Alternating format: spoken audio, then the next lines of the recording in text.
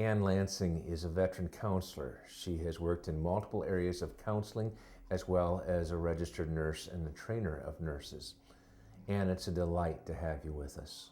And what is the difference between a habit and an addiction? There's addictions to certain mood-altering substances like alcohol, marijuana, and cocaine.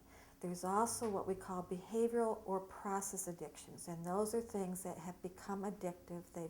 They have the symptoms of addiction, and they stimulate that same pleasure center of the brain, but they may be behaviors or processes like gambling, like sex, like porn, like entertainment, like anything that we build a tolerance to, we have withdrawal from, and withdrawal can be, irritability, that kind of thing, and that also prevents us from addressing other areas of our life. It may affect our school, how we function at home, how we meet goals, getting to work, or making successful decisions for ourselves.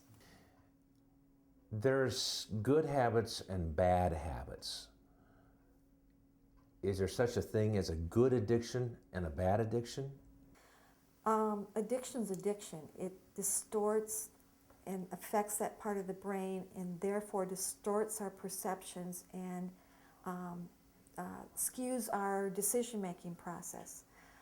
With the pleasure center of the brain, when that is strongly affected, it pumps out adrenaline, which makes this part of the brain the part where we make good decisions, problem solve, those kinds of things our brain does. It interferes with how well that works. So no, there isn't, by definition, an addiction that's good, because it interferes with our living. Some people, Ann, eat to entertain themselves. Others gamble to entertain themselves. Some go to movies, they work out in the gym, or read books to entertain themselves. Where does entertainment end and addiction begin? Entertainment ends and addiction begins when it begins to interfere with the process of living. When